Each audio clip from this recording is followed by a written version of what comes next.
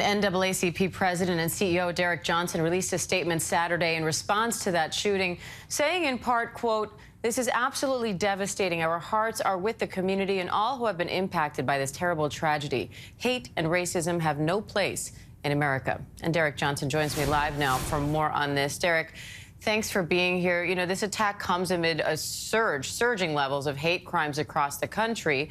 An FBI report published last year found that U.S. hate crime reports in 2020 rose to the highest level in 12 years. Also in 2020, the Department of Homeland Security warned that white supremacists were likely to remain the most, quote, persistent and lethal threat in the country. What do you make of that, and what can be done about it?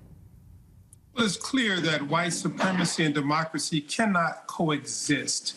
In this country, we must focus in on that, make it a priority to eradicate domestic terrorism. Domestic terrorism has always shown up, I won't say always, in many cases, through white supremacist activity, whether it's Timothy McVeigh, as you can recall, what took place in Charlottesville, what took place at the Temple in Pittsburgh, or the Kroger grocery store in Louisville or in El Paso.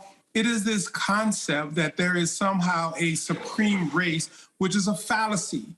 In this country, in order for us to be the great nation that most of us believe us to be, or that we can be, we must address domestic terrorism. Think of this.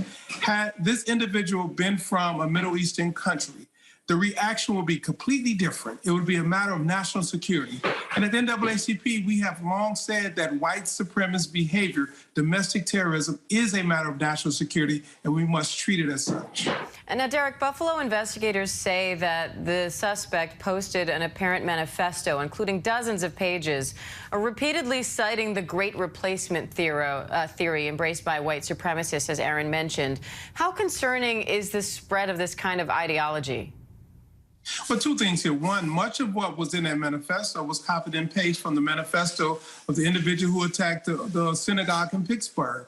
What we're witnessing here is the inability or the political will to address platforms like Fox News, or platforms like Reddit, or on social media, or Facebook. We are looking at a clear and present threat to our democracy, but we're operating as if it is fringe. This is no longer fringe.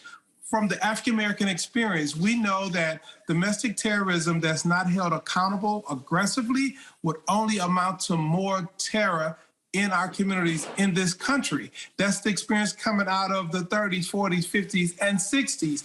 We should not repeat that experience again, but this time it's not just quarantine primarily to southern states. This time, we're looking at a national problem, and we must deal with it as a national security, with national security urgency.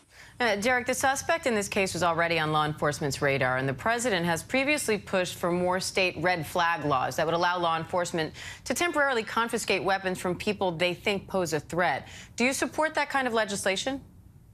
We not only support that type of legislation, but the administration also take this seriously on the Department of Homeland Security, the DOJ, and recalibrate their thinking on how to approach these terror cells.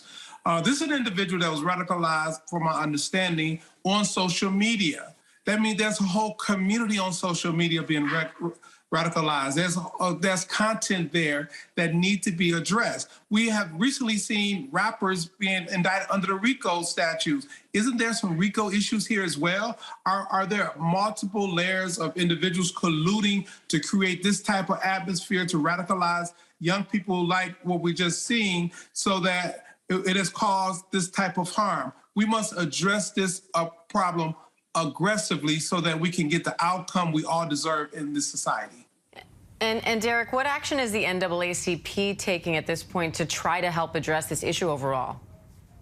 Well, what I'm stating here, getting this administration not to just rely on the words of comfort and aid, but actually get DOJ to step up its efforts to prevent this from happening on the front end, to get the FBI to aggressively investigate these incidents. There is a direct line between the Boogaloo Boys who killed the federal agent in the Bay Area to what took place at the Kroger grocery store, to what took place at the synagogue, to what took place in El Paso, to this incident in Buffalo. The lines are clear, but we're not addressing this as clearly as we should. In fact, much of these same lines lead to January 6th attack on the Capitol. All right, Derrick Johnson from the NAACP. Thanks for your time today, Derrick. Hi, everyone. George Stephanopoulos here. Thanks for checking out the ABC News YouTube channel. If you'd like to get more videos, show highlights, and watch live event coverage, click on the right over here to subscribe to our channel. And don't forget to download the ABC News app for breaking news alerts. Thanks for watching.